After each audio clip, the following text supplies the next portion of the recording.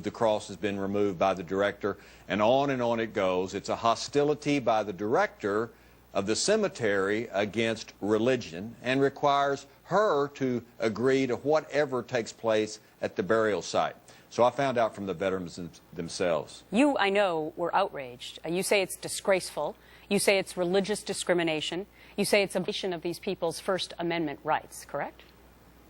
No question about it. I was really pretty mad about this whole concept. Here we have, in our second largest veteran cemetery in the United States, veterans who went all over the world to fight for our Constitution, our Bill of Rights, the First Amendment, and now we have some local person that's been sent down here to manage a cemetery that prevents the free exercise of religion at their burial.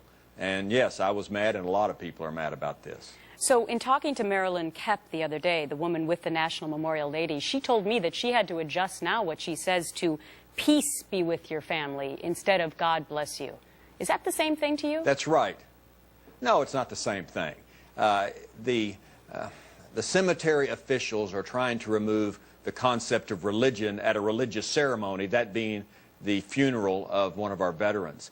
And they were chastised for trying to say "God bless you" in a note that they write to the families. It's none of the director's business. Frankly, it's none of the federal government's business that these ladies write "God bless you" to the families. And it's prior censorship. All of this has to stop. The director needs to be removed. Well, I know that that's what you're calling for, the termination of the director. Let me tell you what the statement is from the Veterans Affairs Press Secretary, Josh Taylor. Invoking the name of God or Jesus is not only allowed, it is common at VA national cemeteries across the country. However, VA's policy is that VA-sponsored honor guards should not make recitations at committal services unless requested to do so by the deceased's survivors. So, Congressman, if I'm reading that correctly, I guess that these volunteer women and men who are consoling the grieving families would actually have to approach them first and say, "By the way, can I say God or Jesus to you?" And what a silly regulation. It's prior censorship. And, of course, the ceremonies, the VFW, have been doing these for years. Many of them go all the way back to Korea or Vietnam or World War II.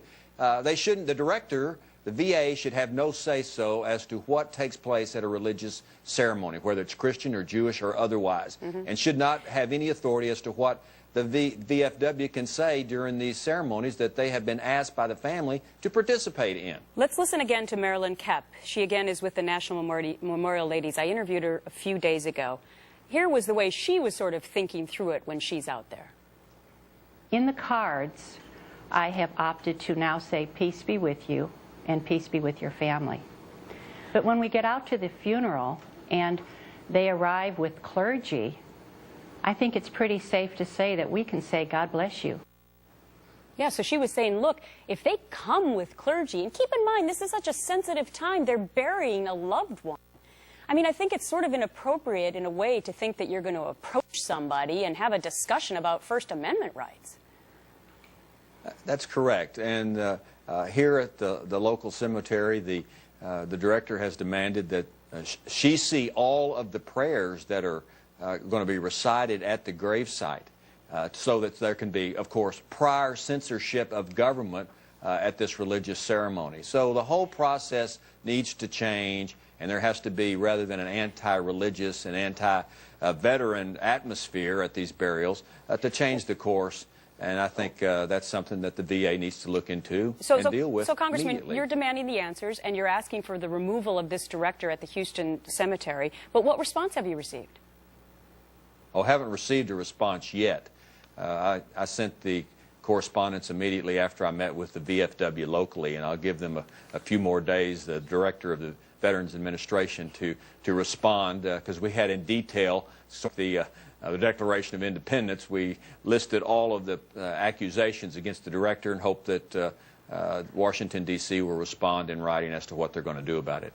Well, please keep us abreast here at Fox News. Congressman Ted Poe, Republican from Texas. Appreciate your time. Have a great holiday weekend.